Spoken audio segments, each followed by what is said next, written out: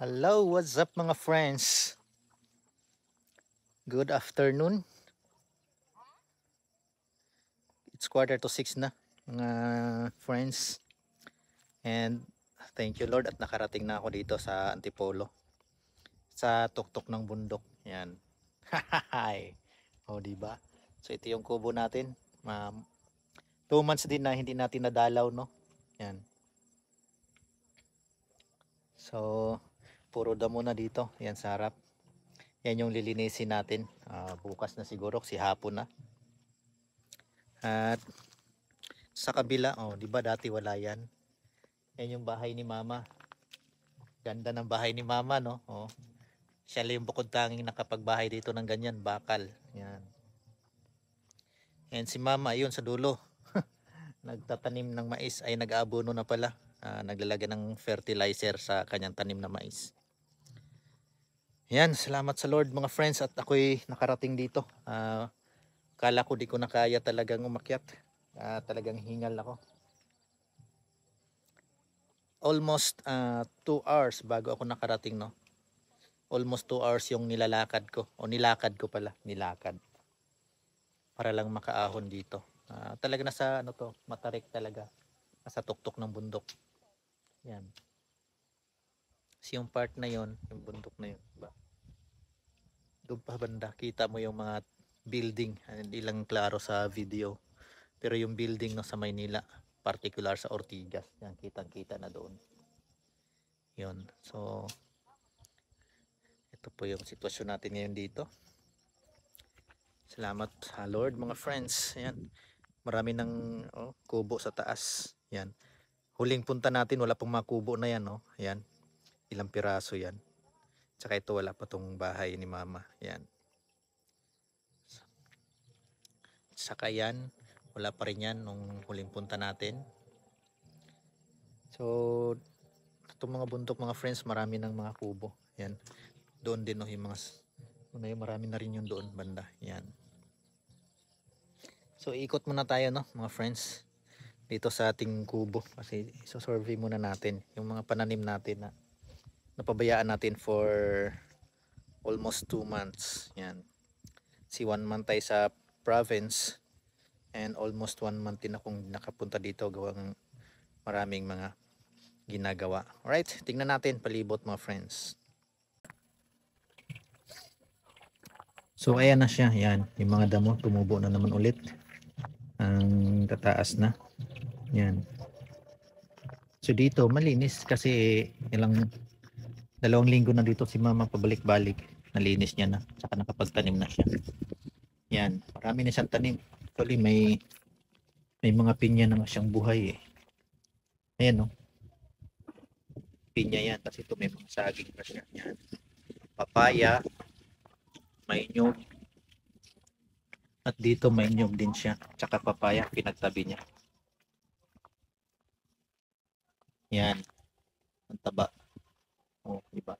Kalamansi. Tapos may mga sili siya. May mga tanim siya dyan mga friends. Yan. So dito, yung part na lilinisin ko pa. Yan. Malago na yung mga damo. So yan yung issue natin. Kung bakit pumunta tayo dito, no? Umakyat tayo ng bundok. Para maglinis dito.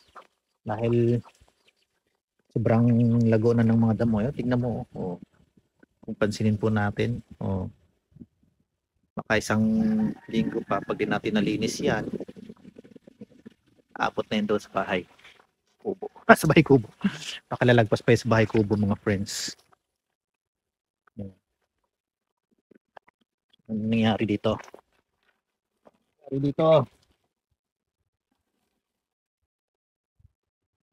Paano yung mga tanim ko? What happened? Ba't may ganito na? Yan. Kalamansi ko. Ayan may isang bunga pa. Gusto nangyari sa mga talbos ko. Parang masipira. Yan. Talbos. Uy! Namunga na yung palaya. Where is it? Look at that mga friends. May bulaklak siya. And then, ayan ang bunga niya. Ay maliit pa. Dapat mabalot ng plastic yan. para hindi masira ng insect. Oh, salamat sa Lord at nabuhay tong mga tanim ko dito. Isa pang bunga doon, oh. Yan na, kita. Zoom natin. Ayun, nakasabit. Oh, ayan. Oh, wow! Thank you, Lord. May bunga lang. Gumapang siya dito. Ililipat natin. Ayusin natin yung mga pananim natin, mga friends, no? At ngayon eh, hapon na kasi, magdidilim na. May isang bunga dito, nasira. Itong problema na ito eh. Pag di na anong kaagad, agapan, nasisira. Sayang. Diba? Kulit ng lamok ah. Kapit na kapit ah. Parang miss na miss ako ng lamok.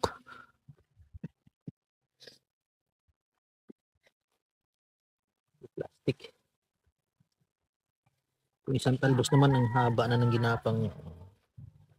Ayusin natin yan bukas. Ibang ampalaya ko dito. Ito gumapang. Yan. So, kalamansi ko. Naninilaw. What happened? Oo, kalamansi ito mga friends. Naninilaw. What happened to this one? Kailangan talaga maayos. And also this one.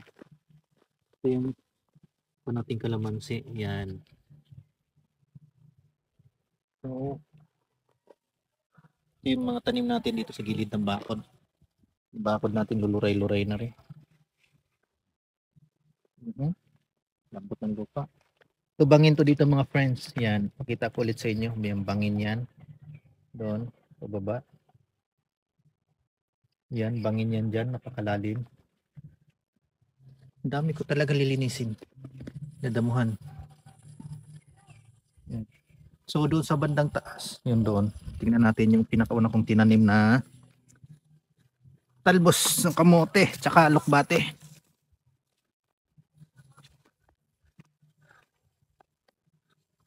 Anong nangyayari dito? So, ayan na. Hindi ko na ma-determine. Naghalo na ang talbos at ang damo. Yan. Yung mga lugbate na tabunan ng damo. Lumago sana siya. Pati yung talbos kaso parang mas nanaig yung damo. Bukas magugulay tayo sa umaga. So maraming talbos na lugbate. Ugulay natin yan. Ulam natin. Sabaw tayo sa umaga. Yun lang. Gugulayin natin. Ulam na yan. Alright. So yung ibang nyug, oh, hindi talaga nabuhay. Sayang. So yun lang muna mga friends yung update dito, no? Sa ating bahay kubo. Ating mga pananim. At may kunting oras pa ako. Yan. 8 minutes before 6. Pero medyo maliwanag pa. Ayan. Magbubunot-bunot muna ako ng mga damo. Mabawas-bawasan ko man lang ngayon. Sayang yung oras. Alright.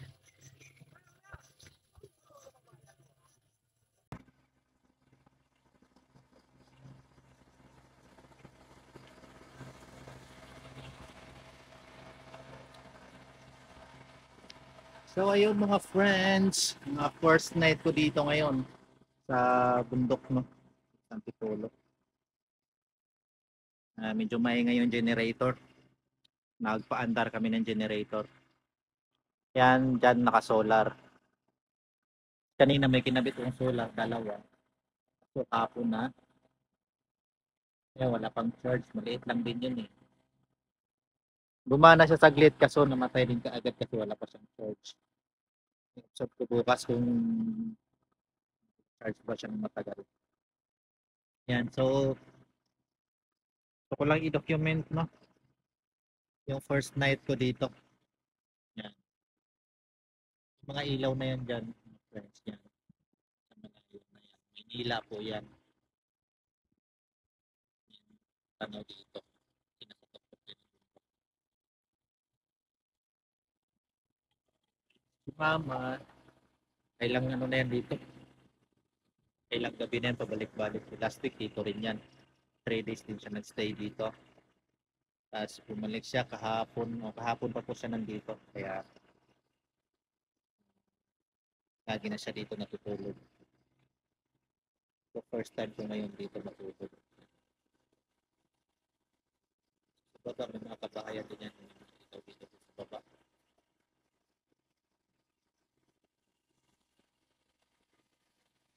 So kanina, habang ano, medyo madilim na, nagsisigaro palibot. Papausok para walang lamok. Ang dami kasi lamok kanina eh. Tapos kung gano'n,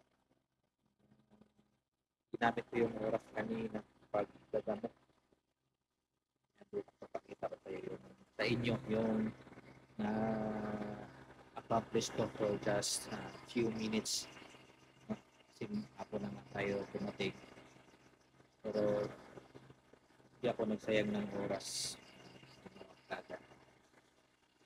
So yun lang muna mga friends. Gusto ko lang ano, kaya ako nag-video para ma-document ko ang first night ko dito sa bundok. Alright. Good night everyone. Alright, babush.